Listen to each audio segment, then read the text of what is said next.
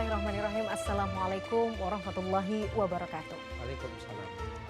Pemirsa gapai kemuliaan yang dirahmati Allah. Ibadah haji adalah panggilan istimewa dari Allah Subhanahu wa taala kepada hamba-hamba pilihannya. Tidak semua orang yang memiliki keinginan dapat menunaikannya dan tidak semua yang memiliki kemampuan mendapatkan kesempatannya. Karena haji adalah undangan mulia yang membutuhkan keimanan, kesabaran dan keikhlasan dalam menjalaninya. Di tanah suci seluruh manusia melepas perbedaan duniawi. Tidak ada kemegahan jabatan, tidak ada kebanggaan harta. Semua datang sebagai hamba yang sama di hadapan Allah. Mengumandangkan talbiyah, memohon ampunan, dan berharap menjadi pribadi yang lebih bersih dan bertakwa. Pemirsa, selama 45 menit ke depan, insya Allah kita akan mengulas makna dan hikmah ibadah haji, agar kita memahami bahwa haji bukan hanya perjalanan fisik semata, namun juga perjalanan hati menuju ketaatan dan kedekatan kepada Allah Subhanahu wa taala. Semoga pembahasan hari ini menambah kecintaan kita kepada Baitullah dan semoga Allah memanggil kita semua untuk menjadi tamu-tamunya di tanah suci. Amin ya rabbal alamin. Dan seperti biasa untuk membahasnya telah hadir bersama kita di studio ada ayah dan juga gurunda kita Kiai Haji Haris Sakam. Assalamualaikum ayah. Waalaikumsalam warahmatullahi wabarakatuh. Pak Kiai sehat? Alhamdulillah sehat afiat. Luar biasa, musim haji sudah di depan mata. Pemberitaan di mana-mana sudah memberitakan tentang bagaimana suasana di tanah suci yang semakin padat, semakin ramai dan ternyata panas juga ya Pak Kiai ya di sana ya? Iya, kalau nggak salah hari ini CNN menyebutkan 48 derajat, luar biasa. Berarti setengah mendidih. Ya Allah ya Rabb, mudah-mudahan para jemaah haji kita dan juga jemaah haji yang datang dari seluruh penjuru dunia ini mendapatkan kekuatan ya Pak Kiai, karena memang betul haji ini bukan hanya ibadah tidak hanya ibadah mental tapi juga fisik juga menentukan sekali ya Pak Kiai. Betul. Pagi nanti kita akan bahas terkait ibadah haji yang merupakan ibadah yang bisa dikatakan ibadah terakhir yang menjadi penutup ya dari rukun Islam. Nanti kita akan bahas, tapi sebelum itu saya juga ingin mengingatkan bagi Anda pemirsa yang juga memiliki pertanyaan, silakan jangan segan untuk mengirimkan video pertanyaan Anda melalui nomor WhatsApp yang tertera di layar kaca. Baik, Pak Kiai, kalau kita kemudian bicara tentang hakikat ibadah haji, ini kan sebuah rangkaian yang sebenarnya ya kalau dalam rukun Islam ini adalah ibadah penutup ya, ibarat kata ini yang paling topnya lah begitu. Dan selalu ada tambahan bahwa melaksanakan ibadah haji bagi yang mampu. Mampu ini kan juga dimensinya atau definisinya banyak. Mampu Allah mampukan, kitanya yang mampu dan lain sebagainya. Bagaimana kita sebagai seorang muslim mempersiapkan diri, mudah-mudahan ya itu tadi seperti doa kita bersama, kita berharap kita juga kelak nanti akan dipanggil sebagai tamunya Allah di tanah suci. Bagaimana kemudian kita memaknai hakikat ibadah haji ini sebenarnya Pak Kiai? Tafadhol. Baik, bismillah walhamdulillah wassalatu wassalamu ala rasulillah amma ba'du. Para pemirsa dan Mbak Mila yang saya hormati, ibadah haji itu memang ayatnya jelas, manis tata'a ilaihi sabila, bagi orang yang mampu.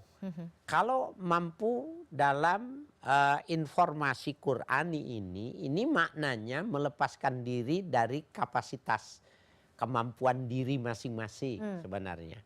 Jadi bagi kita itu bagaimana ketundukan kita ketika dipanggil oleh Nabi Ibrahim untuk berhaji atas perintah Allah itu. Kalau dia mempersiapkan diri, kita bisa lihat ya di laporan jurnalis di CNN itu banyak orang yang menabung, bahkan ada yang sehari 5.000. Kalau sehari 5.000 berapa puluh tahun, maka itu dia orang yang cerdas, dia pintar. Kemauan dia itu cuma disuruh nabung, bukan disuruh melunasi. Biarkan saja nanti Allah caranya yang melunasi. Ternyata yang tidak rasional itu masuk sehari 5.000 tapi dia bisa berangkat haji. Nah, itu yang dimaksud dengan ya disebut dengan mampu. Kemudian ada pengertian mampu lain yang sebenarnya menarik Mbak Mila. Kalau Nabi ketika ditanya man istata'a ilaihi sabila, man al istita'ah, ya siapa yang disebut dengan orang yang mampu itu? Maka beliau mengatakan orang yang mampu itu lahuzad warrahilah. Orang yang punya bekal. Ya, bekal selama di perjalanan pulang pergi, selama bekal di sana, bekal yang keluarganya yang ditinggalkan. Yang kedua arrahilah. Rahilah itu kendaraannya, transportasi kalau sekarang. kita nih haji 2006 sebelum 2 bulan sebelum ini ketika kasus perang Amerika Israel menghantam Iran ini, maka awalnya itu ada sebuah simulasi kemungkinan dari Indonesia ke India, dari India berputar. Karena khawatir terjadinya pada waktu itu adanya perang ini. Sebenarnya pada saat perang yang kalau benar-benar menghalangi, ibadah hajinya jadi tidak wajib. Karena dianggapnya rahilahnya tidak ada, kendaraannya tidak ada. Nah, tetapi alhamdulillah ya bergening politik sedemikian rupa ternyata tidak harus merubah. Karena kalau harus merubah lewat India sesuai dengan skenario yang direncanakan, itu ada tambahan biaya. Nah, kalau ada tambahan biaya dikenakan lagi kepada masyarakat, maka bisa jadi akan yang memberatkan itu. Alhamdulillah. Itu 2 penafsiran yang diberikan oleh Nabi itu 2. Tetapi Mbak Mila, pemerintah Republik Indonesia ini mulai 2 tahun ini menggalakkan kata istito'ah itu yang dimaksud itu sehat. Jadi kalau dia hamil muda, hamil tua, cuci darah sudah 2 hari sekali, maka dia tidak istito'ah dianggapnya. Tidak mampu. Nah, oleh karena itu apakah boleh menambahkan syarat kesehatan? Padahal Nabi cuma mensyaratkan 2. Maka itu dianggapnya bagian yang diperbolehkan. Dan itu bagian hak bagi amir. Pemerintah itu untuk membuat kebijakan. Membuat regulasi tentang pelaksanaan haji boleh menambahkan syarat itu. Apalagi kalau melihat bagaimana tantangan yang sekarang dihadapi ya secara cuaca misalnya. Berat. Bagaimana kepadatan juga jemaah haji ini luar biasa kan, dibutuhkan fisik yang juga tidak main-main ya Pak Kiai. Ya, betul. Ini berarti tadi berkaitan dengan penambahan prasyarat sehat atau istitoah ini menjadi suatu hal yang sangat diperbolehkan ya? Boleh dan wajar ya kalau pemerintah yang menetapkan, karena memang perintah bagi orang Islam itu atiullah wa atiur rasul. Wajib bagi kalian itu taat kepada Allah, wajib kepada Rasul, wa ulil amri minkum. Jadi taat kepada pemerintah itu sub dari perintah taat kepada Allah dan Rasul. Ya. Pak Kiai, dalam Al-Quran disebutkan bahwa bekal yang terbaik untuk ibadah haji itu bukan harta, tapi takwanya. Jadi jangan, maksudnya kadang-kadang kita merasa, oh udah bisa ibadah haji yang keberapa nih? Misalnya mungkin lebih dari, udah yang kedua kali atau ketiga kali. Ini kan nauzubillah sih, mudah-mudahan enggak ya. Ada mungkin orang yang udah 2-3 kali nih gitu kan. Karena itu tadi, karena merasa punya power, punya harta untuk bisa berangkat gitu. Padahal kan sebenarnya kalau dari Quran penjelasannya bukan soal hartanya atau kemampuan yang menempel itu, tapi karena takwanya. Ya. Takwa yang seperti apa yang sebenarnya dimaksud di sini Pak Kiai? Iya, itu benar sekali ya. Tazawwadu fa inna khairu zadit taqwa. Berbekallah kalian. Mau haji itu nggak boleh nggak bawa bekal. Iya. Fa inna khairu zadit taqwa. Tapi ada penekanan, sebaik-baik bekal itu takwa. Jangan dibalik. Hartanya dia bawa banyak, ketakwaannya yang dia tertinggal, yang tidak terbawa. Nggak boleh. Nah, sekarang kalau gitu, apakah kalau dibilang dominasi tentang ketakwaan sebagai sebuah hak yang mesti didahulukan bagi seorang yang ingin berangkat haji dibandingkan yang dibawa secara material, apakah ini bisa maknanya hakiki? Jawabannya pada hal-hal tertentu bisa jadi maknanya hakiki, Mbak Mila. Emang betapa ketakwaan itu lebih penting dibandingkan dengan materi.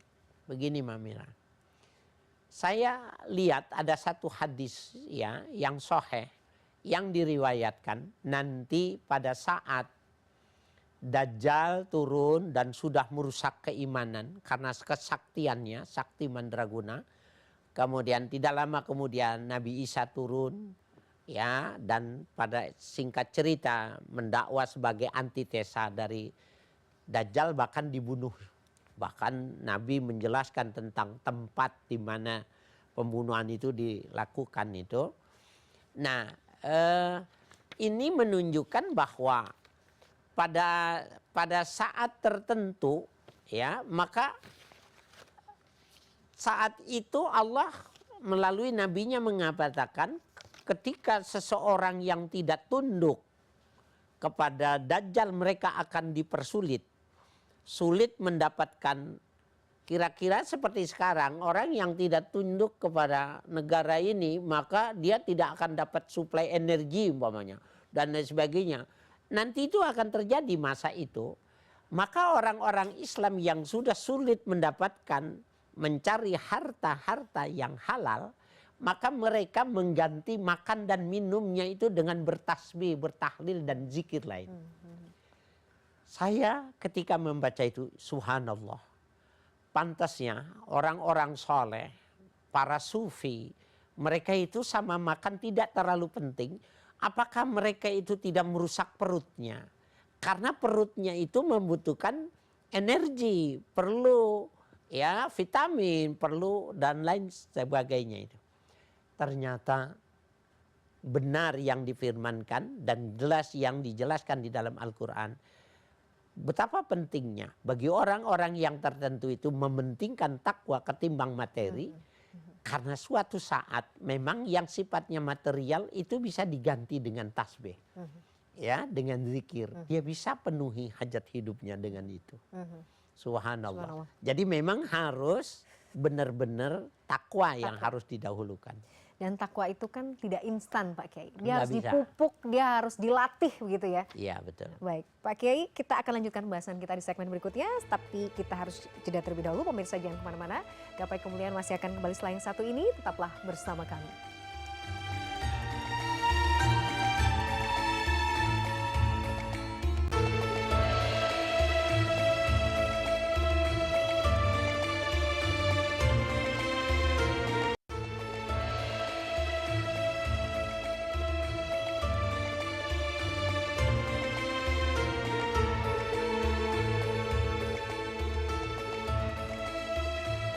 Pemirsa, terima kasih Anda masih menyaksikan Gapai Kemuliaan. Pemirsa, di segmen kedua ini, Kiai Haji Haris Hakam akan menjawab pertanyaan Anda pemirsa Gapai Kemuliaan yang sudah masuk melalui WhatsApp dalam segmen Ustadz Menjawab.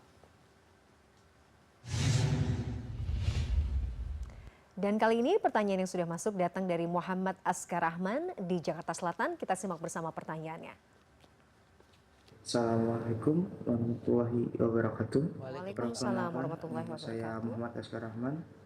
Saya adalah seorang mahasiswa dari Universitas Islam Negeri Syibur Syekh Nurjati Cirebon. Izin bertanya Kiai, kebetulan orang tua saya sedang melaksanakan ibadah haji tahun ini. Dan saya ingin bertanya beberapa pertanyaan seputar ibadah haji. Pertanyaan saya yang pertama, kan dalam Islam disebutkan bahwa yang wajib melaksanakan ibadah haji adalah orang-orang yang memiliki bekal. Sedangkan di dalam Al-Quran disebutkan bahwa sebaik-baiknya bekal adalah takwa. Jadi pertanyaan saya adalah apa yang dimaksud bekal takwa itu dan bagaimana wujudnya dalam pelaksanaan ibadah haji. Pertanyaan saya selanjutnya adalah dalam kondisi seperti apa seseorang diwajibkan membayar dam? Kemudian, apakah pembayaran dam boleh dilakukan di Indonesia sebelum keberangkatan? Dengan pertimbangan di Mekah sudah sangat banyak hewan kurban, sehingga apabila dilakukan di Indonesia mungkin bisa lebih bermanfaat. Terus pertanyaan saya yang terakhir adalah apa ukuran atau indikator seseorang dapat disebut memperoleh haji yang mabrur? Terima kasih atas jawabannya Kiai. Wassalamualaikum warahmatullahi wabarakatuh. Waalaikumsalam warahmatullahi wabarakatuh. Terima kasih Muhammad Askar Rahman atas pertanyaannya. Kita ke pertanyaan pertama Pak Kiai. Tadi sempat dibahas di segmen sebelumnya, tapi mungkin jika Pak Kiai ingin menambahkan silahkan. Bagaimana kemudian yang dimaksud dengan bekal takwa dalam ibadah haji dan bagaimana penerapannya selama menjalankan ibadah haji Pak Kiai? Iya, para pemirsa, tadi saya sudah sebutkan bahwa istita'ah itu sudah adalah ketentuan dari Al-Quran, dari Allah, kemudian diterjemahkan oleh Nabi yang dimaksud dengan Bekal itu ya istitoah itu adalah azad warrahilah. Ada bekal, kemudian ada transportasinya. Kemudian pemerintah Indonesia menambahkan syarat kesehatan sebagai kemutlakan syarat untuk bisa berangkat. Ada lagi syarat lain Mbak Mila, syarat yang keempat yang tidak secara langsung tetapi merujuk kepada pelaksanaan ibadah haji. Rasul sallallahu alaihi wasallam bersabda, "Khuzu anni manasikakum." Ambillah dariku manasik haji kalian. Artinya pedoman-pedoman haji kalian itu ambilnya dariku. Jangan menafsirkan sendiri atau mengambil dari sumber selain dari Nabi. Mbak Mila kemarin saya melepas tim haji CNN Indonesia yang diberangkatkan Mbak Elvira dengan 2 orang lain kemarin sore. Saya sampaikan karena kelihatannya Mbak Elvira bilang, saya belum umroh langsung berangkat haji. Awalnya saya bingung gitu loh. Maka sekedar manasik haji kemarin diminta sama Mbak Titin, saya sampaikan. Syarat yang keempat itu adalah sangat penting sekali. Yang dimaksud dengan khuzu'an ni manasikakum itu adalah manasik haji. Artinya aspek keilmuan. Saya bilang gini sama yang hadir pada kemarin sore itu, Mbak Mila, ini juga penting bagi yang belum berangkat nih. Masih banyak yang belum berangkat. Saya dengar langsung dengan telinga saya, ada ketika saya hadir walimatu safar haji gitu, ada mereka yang cross check sama saya. Apa benar pembimbing saya mengatakan kalau kita tawaf itu batal karena dia wajib berwudu, keluarnya jauh. Kalau kita bawa istri, bingung, istri nggak boleh keluar karena dia tidak batal. Sementara kalau dia jalan sendiri, ada resiko keamanan. Atau kalaupun dia bergerombong, artinya punya rombongan, ada KBIH-nya umpamanya, maka dia akan terpisah dari kelompok. Sementara syaratnya harus berwudu. Maka ada pemikiran yang progresif, mengatakan jangan keluar dari Masjidil Haram, tetapi berwudu saja dengan tisu basah. Ya, nah ini kelihatannya pemikirannya progresif, tetapi ini bukan masuk medan area ijtihadi. Saya coba ya lihat apa sih sebenarnya yang dimaksud dengan tisu basah itu. Tisu basah itu kandungannya itu ada parfum. Iya. Wangi. Yang kedua ada antiseptik. Maka kalaupun itu air, maka airnya tidak air mutlak. Ya. Maka secara otomatis terbantah gitu. Kalau orang mengajarkan jangan keluar wudu dengan tisu basah. Yang kedua, dia bilang yang kedua nggak usah bagi wanita itu lepas kaos kaki karena boleh menggunakan khuf di zaman Nabi itu. Padahal menurut ulama ya para muhadis yang dimaksud dengan khuf itu adalah kaos kaki semacam kaos kaki. Jadi penahan dingin dibuat dari kulit. Itu ulama mensyaratkan itu kalau dia dipakai naik gunung turun gunung tidak sobek. Apabila diguyur air tidak rembes, tidak basah. Nah kaos kaki tidak memenuhi dua kriteria itu. Nah oleh karena itu saya bilang sama Mbak Elvira dan yang lain.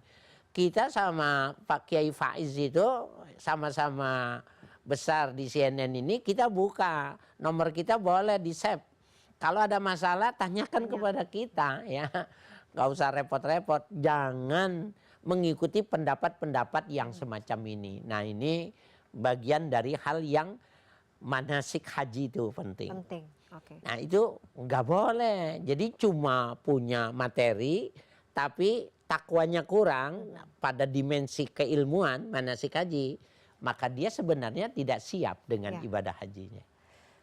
Masya Allah ya, ternyata ya itu tadi ibadah haji itu memang harus dipersiapkan betul-betul Pak Kiai. Dari segi keilmuan juga penting karena itu juga bisa mempengaruhi bagaimana kualitas ibadah haji kita kan. Pada akhirnya jangan sampai kita sudah ke sana jauh-jauh kita mengeluarkan harta yang juga tidak kecil tapi kemudian kita tidak maksimal. Nah, Ya. itu juga keilmuan itu menjadi salah satu hal yang sangat penting. Baik, Pak Kiai, kita ke pertanyaan berikutnya terkait membayar dam. Memang boleh membayar dam di Indonesia saja sebelum berangkat? Memang bakal kita tahu kalau di sana kita akan melanggar atau tidak. Nah, itu pertanyaan saya sih sebenarnya. Boleh nggak sih Pak Kiai? Ya, Pertanyaan ini. sekarang gini, siapa yang mau bayar denda tapi pelanggarannya belum terjadi? Nah, betul. Ya, nah ini sebenarnya terobosan-terobosan yang sebenarnya ya ghairu ijtihadi, di luar medan radian ijtihadi. Tetapi kalau yang dia maksud maknanya dikumpulkan, saya bukan tahun ini mendengarnya, dari tahun-tahun sebelumnya sudah ada ide ketika di Pondok Gede, orang di Jakarta kumpul di Pondok Gede, bersama Haji. maka ketua klonter, ketua-ketua kelompok, kelompok grup itu mereka mengumpulkan dam. Tapi yang dimaksud dam karena dia sudah dibuat nanti ini sekaligus apa hal tadi pertanyaan hal-hal apa saja yang mengenai dam namanya. Ya. Ini kaitannya juga nih. Jadi gini, haji itu ada 3. Ada haji ifrad. Haji ifrad ini mengerjakan haji dulu baru mengerjakan umrah. Nah, haji ifrad ini yang dikerjakan oleh Nabi kita Muhammad SAW. Ini tidak ada damnya. Tetapi ada 2 haji yang sah tapi punya dam. Yang pertama haji tamattu. Haji tamattu itu bikin umrah dulu, kemudian dia tahallul lepas pakaian ihram, menunggu sampai tanggal 8 Zulhijjah menjelang keberangkatan wukuf. Karena dia mengerjakan umrah terlebih dahulu, maka dia kena dam. Nah, yang kedua haji qiran. Haji qiran adalah hajinya pejabat nih umpamanya. Raja, presiden, menteri. Mereka cuma 1 minggu. Maka mengerjakan niat haji dengan ihram dalam 1 niat. Dalam 1 perbuatan. Haji sekaligus niat umrah. Maka dia kena dam juga. Nah, kalau yang dimaksud dengan mengumpulkan dam, maknanya mengumpulkan uang. Khawatir nanti habis dipakai belanja, mengumpulkan uang boleh-boleh saja. Tapi jangan menggunakan bahasa membayar dam di Indonesia. Nggak ada itu, karena perbuatannya belum dilakukan, maka konsekuensi hukum belum ada. Apalagi tadi pertimbangannya, kambing di sana, dam di sana itu, kalau sekarang 5 juta berarti 5 juta, taruhlah kalau 5 juta, taruhlah yang mengerjakan tamattu dan qiran itu umpamanya 2,5 juta. 2 juta saja, 2 juta ekor itu dagingnya itu berapa? 1.000 kintal. Nah, pemerintah Saudi itu dipacking. Ya, dipacking kemudian dikirim ke negara-negara yang layak, negara miskin. Nah, ketimbang di sana lebih baik motongnya di sini karena di sini lebih banyak membutuhkan. Enggak boleh. Saya lihat dalam madzhabul arba'ah tidak ada satupun imam madhab yang 4 yang masyhur, Imam Abu Hanifah, Imam Malik, Imam Syafi'i, Imam Ahmad, yang memperbolehkan menyembelih hewan dam di Indonesia sebelum berangkat haji tidak ada. Tapi kalau yang maknanya mengumpulkan, simpen dulu kalau gitu ya Pak Kiai. ya dikumpulkan dalam pengertian seperti halnya orang yang membayar fitrah sebelum malam takbiran, itu kan boleh tuh. Tujuannya menjaga khawatir nanti habis gitu. Hanya sekedar panitia itu memegang, menahan supaya mengamankan boleh. Tapi tidak boleh binatangnya disembelih di Indonesia. Baik. Menarik sekali pembahasan kita, tapi kita harus jeda kembali Pak Kiai. Nanti kita akan lanjutkan. Pemirsa jangan kemana-mana, Gapai Kemuliaan masih akan kembali setelah yang satu ini. Tetaplah bersama kami.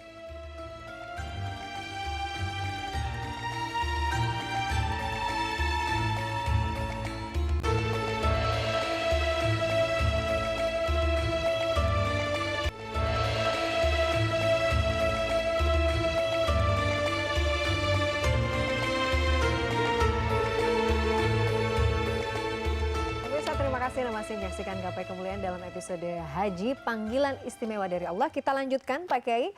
Masih ada satu pertanyaan dari Muhammad Askar Rahman yang belum sempat dijawab tadi di segmen sebelumnya.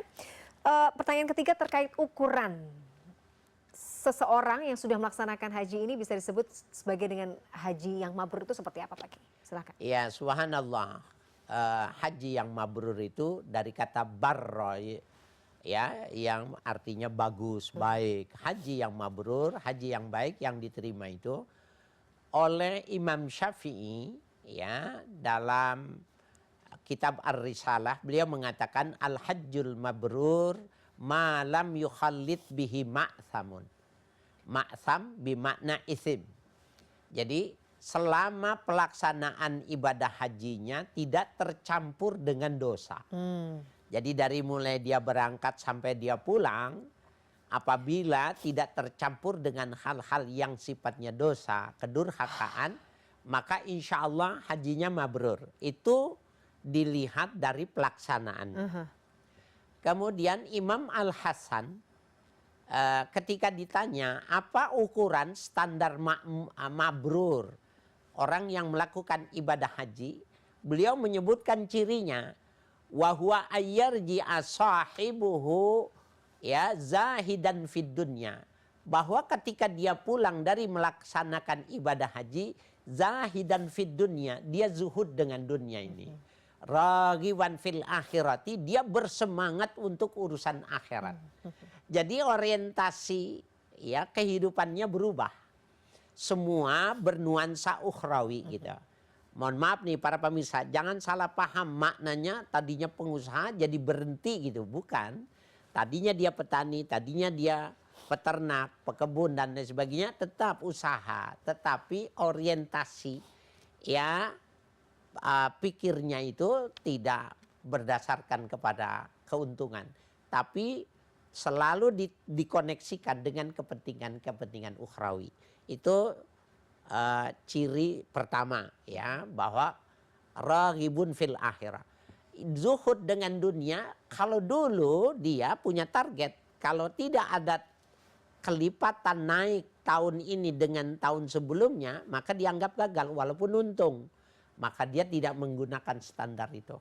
Karena dia sudah lebih berorientasi keuntungan ukhrawi, maka bisa jadi dia mentolerir keuntungannya sama dengan tahun lalu dan dia tidak mau memaksakan diri, tapi justru dia bersemangat meningkatkan ketakwaan. Itu cirinya orang itu hajinya mabrur. Ya, jadi bisa dilihat dari pelaksanaannya. Yang kedua, hasil setelah pulang. Nah, bagaimana dengan orang yang sudah melaksanakan ibadah haji justru merasa punya privilege khusus Pak Kiai, kan banyak yang begitu, yang merasa kalau panggil saya harus dengan haji ya di depannya, haji fulan, hajah fulanah begitu. Nah, ada yang mudah-mudahan sih tidak ya, tapi bagaimana dengan sikap-sikap yang tidak perlu seperti ini sebenarnya Pak Kiai? Ya, ini juga banyak yang nggak tahu nih. Jadi sebenarnya penyebutan haji itu awalnya cuma adanya di Indonesia. Oh, ya. Orang Arab itu nggak ada yang dipanggil haji. Mereka manggil haji, hajah karena dagang buat orang Indonesia ya, karena masyhur. Orang sono pedagang di Saudi Arabia itu semua bisa berbahasa Indonesia, nggak perlu belajar bahasa Arab. Ya, dia mau pakai uang rupiah berlaku di kota Mekah. Nggak perlu pakai rial, nggak perlu pakai dolar. Dia langsung hitung kursnya, itu sudah bisa. Nah, Mbak Mila, jadi betapa sungguh luar biasa orang yang melakukan ibadah haji. Memang dia kalau benar-benar dia jaga ya. Dulu itu ceritanya begini Mbak Mila. Belanda memberikan ketika masih menjajah Indonesia, itu yang paling ditakuti itu adalah ulama.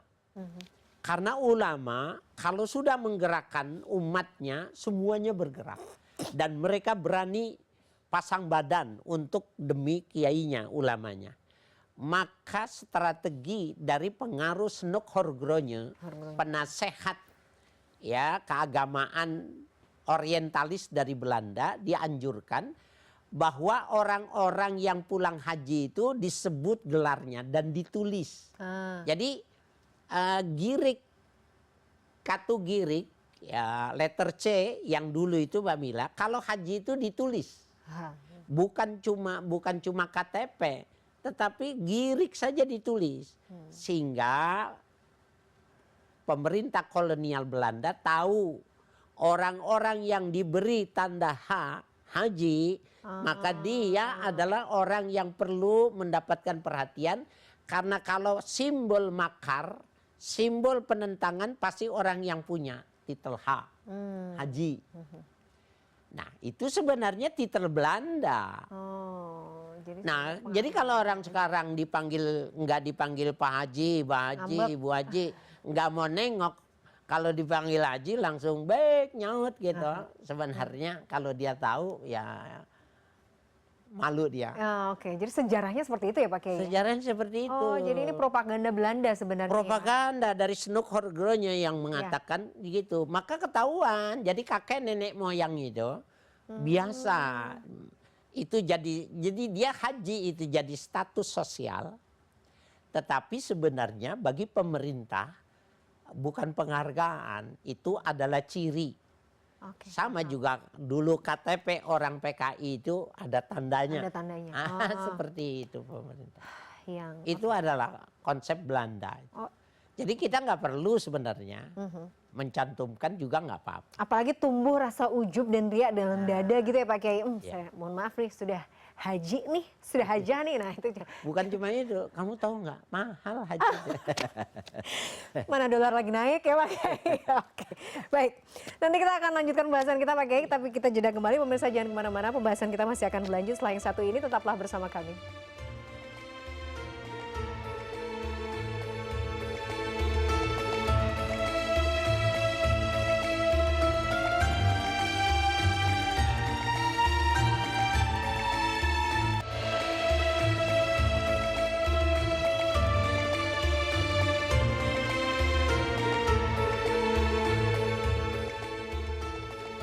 Pemirsa, terima kasih Anda masih menyaksikan Gapai Kemuliaan dalam episode Haji Panggilan Istimewa dari Allah. Kita lanjutkan pembahasan kita. Pak Kiai, Rasulullah bersabda atau menyebut haji itu adalah Arafah. Seolah-olah memang, bukan seolah-olah, tapi memang salah satu inti dari pelaksanaan haji itu Arafah. Kenapa baginda Rasulullah SAW menekankan bahwa Arafah ini menjadi jantungnya haji Pak Kiai? Ya memang jelas ya, hadisnya sahih bahwa al-hajju Arafah. Haji itu adalah Arafah. Padahal kalau dilihat rukun haji itu bukan cuma Arafah. Nah ulama-ulama mengatakan al-hajju Arafah ya dulu ala mu'zamil arkan. Menunjukkan bahwa itu adalah rukun yang terbesar. Jadi yang terbesar dalam ibadah haji itu adalah wukuf di Arafah. Itu kenapa disebut al-hajju Arafah. Bukan berarti cuma itu. Nah oleh karena itu sebenarnya Nabi ingin memberi isyarat secara tidak langsung tuh begini. Hal-hal yang sifatnya wajib haji, orang kalau melanggar bisa bayar dam. Tapi kalau rukun haji nggak bisa bayar dam. Ya, nggak bisa bayar dam. Maka kita akan bisa lihat ya Mbak Mila, dan kita lihat reportase haji di CNN ini. Pemerintah Saudi Arabia itu sudah menyediakan ambulan-ambulan besar yang seperti kapasitasnya itu seperti rumah sakit, sehingga orang-orang yang sakratul maut, bahasa kasarnya sakit keras, yang di rumah sakit, yang tidak bisa jalan, nanti pada saat wukuf itu mereka akan murur bil Arafah. Mereka akan masuk ke area wukuf di Arafah, diam hanya beberapa saat, kemudian kembali lagi ke rumah sakit. Ini menunjukkan bahwa mu'zamul arkan, rukun yang terbesar, maknanya dia nggak bisa dibayar dengan dam. Kalau tidak wukuf nggak sah hajinya, harus diulang tahun besok. Nah itu yang penting. Tetapi sekarang ini kan juga banyak ya fikih-fikih kontemporer. Di antaranya begini, sekarang ini kan sudah ada kereta cepat. Kereta cepat dari Madinah ke Mekah, Mbak Mila. Orang Indonesia itu merasa puas kalau dia mendapatkan umroh tapi naik kereta cepat. Saya tidak tahu apakah semua haji ini menggunakan kereta cepat. Ada masalah sedikit secara fikih ya. Kalau dia naik kereta cepat itu, di mana dia ngambil mikotnya? Sementara mikot itu hukumnya wajib haji. Nah, setelah kita mendapatkan penjelasan dari pemerintah ya Saudi Arabia dan itu diteruskan oleh pemerintah Kementerian Haji dan Umrah bahwa nanti mereka dari rumah itu sudah menggunakan pakaian ihram. Naik kapal cepat nanti hanya beberapa menit dari lepas dari stasiun nanti ada komando dari ketua kloter ini sudah sejajar dengan Bir Ali. Bir Ali itu adalah tempat di mana seseorang itu mikot makan ya mikot, maka mereka niat pada saat itu ketika lurus diberitahukan silakan niat gitu, niat melakukan umrah wajib ya bagi yang mereka itu.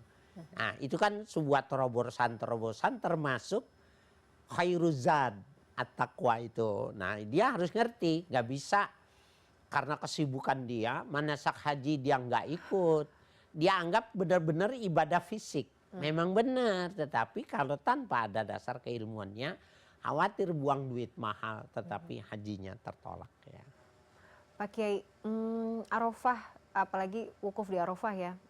Bagi saya yang belum melaksanakan ibadah haji itu tuh buat saya, apalagi kalau melihat bagaimana videonya begitu ya, mungkin Pak Kiai juga bisa menyampaikan pengalamannya pada saat itu. Memang rasanya tuh magical ya, artinya semua manusia berkumpul di satu titik yang sama, nggak ada lagi tuh jabatan apalah itu harta segala macam, semua dengan penampilan yang sama, dengan kain ihramnya sangat sederhana, berkumpul di satu tempat dengan kapasitas sebagai seorang hamba yang lemah gitu ya Pak Kiai. Bagaimana sebenarnya kita memaknai wukuf di Arafah? Berdiam, harusnya kita ketika kita punya momen untuk bisa di sana itu apa yang harus kita lakukan sebenarnya? Kontemplasi apa yang sebenarnya harus kita tanamkan dalam diri Pak Kiai? Iya, sesuai dengan makna Arafah. Secara etimologi maknanya mengenal. Yang dimaksud dengan Arafah nafsah. Ketika seseorang mengenal dirinya, ya, jadi man arafah nafsahu arafah rabbah. Orang yang mengenal dirinya maka dia akan mengenal Tuhannya. Jadi tidak mungkin dia bisa mengenal Tuhannya kalau dia nggak tahu dirinya itu siapa. Maka dibuatlah simbolik-simbolik. Harus lepaskan pakaian. Pakaiannya pakaian yang putih. Lepaskan jabatan. Semuanya sangat sederhana. Ya, dan yang disuruh cuma tafakur. Merenungkan keberadaan kehadiran kita di sini. Dan ini Arafah Mbak Mila adalah miniatul ukhrawi. Yeah. Jadi nanti ketika kita yaumul ba'tsi wan nusur, bangkit dari kubur, kita seperti Arafah itu. Kumpul dengan kain kafannya masing-masing, maka kumpul pada satu titik. Ya, dan itu adalah sebuah benar-benar dalam makna miniatur ukhrawi itu. Nah, dia kalau orang-orang yang benar-benar memahami itu kan wukuf mulai zuhur.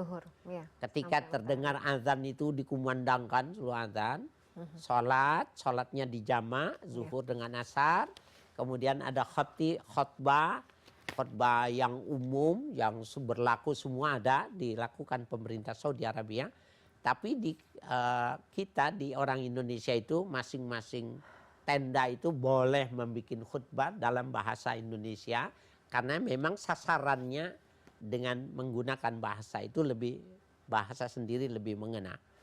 Orang biasanya kalau yang benar-benar itu dia nggak kuat pasti dia nangis. Iya, kebayang. Dia nangis. Yang melihat aja nah, nangis. Jadi kalau dia mengenal dirinya, dia pasti akan menangisi apa yang dia lakukan. Dia akan menangisi apa saja yang sudah dia perbuat. Betapa dia cuek sama Tuhannya, kurang perhatian, kurang berterima kasih. Termasuk durhaka ya pada saat itu. Sehingga al-arafah ma'ruf. Ketika dia diwukuf di Arafah, maka dia akan menjadi orang yang dikenali oleh dirinya sendiri. Masya Allah. Wah, Tapi dahsyat sih. Jadi suasana kebatinannya luar biasa ya Pak Kiai. Iya. Kita tuh diingatkan lagi kita tuh siapa sih sebenarnya? Koneksi dengan Tuhan tuh seperti apa sih Ya, gitu ya. betul. Pak Kiai mohon doanya dong ini biar Amin. dan para pemirsa di rumah. Saya lihat Mamila insya Allah berangkat. Oh Masya Allah. Ya Allah. Dan teman-teman amin ya Rabbal Alamin ya. Ya. Ya Allah mudah-mudahan Allah mudahkan. Ya kan kalau info terakhir katanya antriannya sudah mulai cepet ya Pak Kiai ya. Udah lebih cepet lagi. Ya, ada Mohon doanya.